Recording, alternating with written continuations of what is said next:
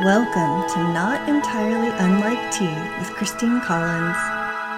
Hey there, it's Christine Collins, and today we're going to follow up on talking further about the topic of clutter from a neuroscientific standpoint, where we've had the experience, perhaps you've felt it too, when you sit down to get something done, to accomplish something at your desk or your workspace, and your eyes travel around noticing piles of papers, empty mugs, things that you meant to put away, things that you're not even sure why they're there, and it ends up feeling like you can't even think straight. And so diving a little bit deeper into some of why that is for us, it's a feeling of low-grade mental friction, distraction, and there is neuroscience behind why we have that experience, because the brain is constantly scanning. It's a threat detection system, but it's always taking in stimulus from the environment. The visual system is running in the background, doing that constant sweep of what's happening around us. And part of that is a survival mechanism, constantly monitoring our surroundings for anything that could be a threat or could be an opportunity or something that requires our attention to get it done, to get it finished. And when that visual field becomes overly cluttered, the brain is kind of forced to continue to process all of that visual data, not just the central thing that we're trying to focus on. So every object is essentially competing for that attention, and we're not able to automatically filter out the irrelevant things. It's processing that entire scene at once, which consumes energy. And this visual clutter actually alters the way that information can flow through the brain. It interrupts our efficiency with the way neural signaling is happening in the visual cortex. And that can slow down things like our decision-making capability, and it can cause measurable neural fatigue. So if you're feeling mentally slower or sluggish in that messy space, it's not just a matter of trying to focus harder. It's actually the visual system sending a message that it's working too hard on all of those unimportant things. Clutter ends up getting interpreted as a to-do list, unfinished things, particularly if it represents things that do actually need to be done. We didn't quite finish cleaning up something, the kitchen dishes are still sitting out, perhaps there's an unfinished project with notes laying around, or in some of our cases, multiple unfinished projects with notes for each one, little post-it notes everywhere for things. And that sense of unfinished business actually keeps our brain and our threat detection system switched on in the background. It can also raise cortisol patterns. Our stress hormone levels behave differently versus the moments when we feel like the space is calming and restorative and organized in some way. And when that stress stays elevated in a chronic way, low grade and in the background, it continues to chip away slowly at our focus and our mood and our overall cognitive performance. So it isn't just visually distracting, it's also activating us physiologically, creating a subtle but very real stress signal that our body is responding to even when we're not consciously aware of that. So the metaphor is like having these multiple browser tabs all open at once, all competing for our attention. And when we leave a lot of tasks incomplete or have a lot of these pieces of clutter that represent those tasks laying around, it's like being surrounded by little reminders of all the things we haven't done yet, and the brain is staying stuck on each of those open loops that aren't closed or finished yet, making it really difficult to move on to something else. We kind of have this fundamental need for completion, and that makes switching our attention around to all those different things really hard. It's one of the reasons why some of us struggle with ignoring notifications, or if there's a message or an email, feeling like you need to take care of it so you can tick it off the list and be finished with it. When something isn't complete and there's that visual cue that something is there incomplete and waiting for us, the brain is keeping that getting processed in the background and still running over that program, like all of the unclosed browser tabs that are sucking up memory and data. And what that means for us as we're working on something is that overall, we have fewer cognitive resources that are actually available for use for whatever current project we're trying to do in the moment. Pile of laundry, a stack of papers, the unfinished thing on the desk. Every time we move it around, it's just another tab that's not closed, siphoning a little tiny slice of our working memory. And one of the challenges that we run into, particularly in the ADHD brain, is that the object impermanence, which is where we need things to be visually present in order to even have an active awareness of it, it gets complicated because sometimes we leave things out simply so that we don't forget about them for the rest of our lives, which can happen when they're not visually present. So it's a little bit of a balancing act determining how to allow for those things to remain visually active where we can find them when we need to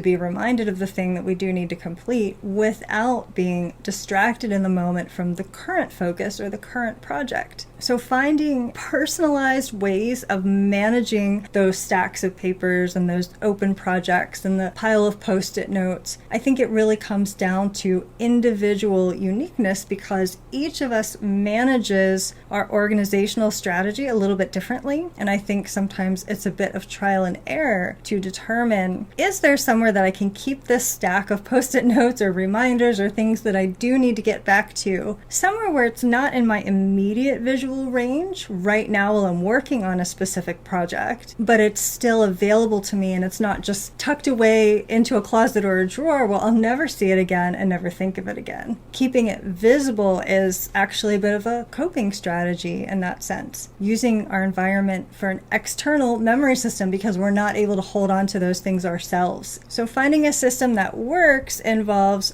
balancing the visual priority in the moment against being able to recall the things that we need to take care of later. And there are many different ways that you can organize that for yourself, making lists and then having a list that points to a pile that exists somewhere else, then you at least know to go and look for it later. Because once we do organize and declutter those spaces that we're working in, even a little bit, there are measurable improvements in our ability to focus and process the information that we're currently working with, and an increase in productivity when that visual environment signals to us that there's safety, that there's a sense of order. Our prefrontal cortex that handles our planning and our reasoning and our decision making is actually more freed up to do its job in the moment, the thing that we're focusing on right now. And that safety signal to the nervous system from a visually calm environment sends a different message to calming things down versus activating the threat system. And then we're not allocating all of those mental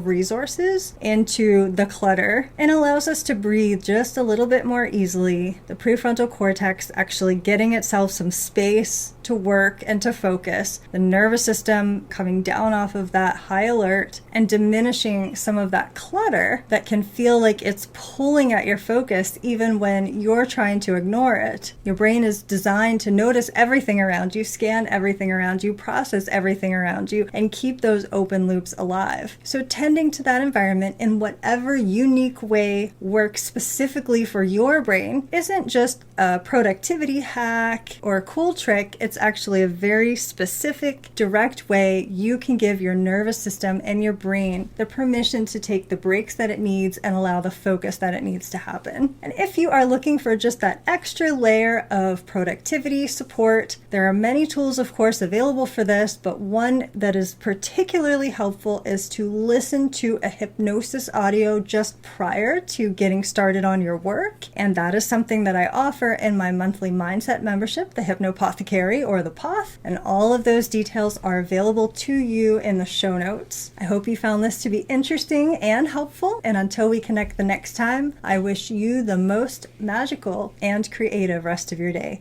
Thanks for listening. This is Christine Collins at ravenmosaic.com.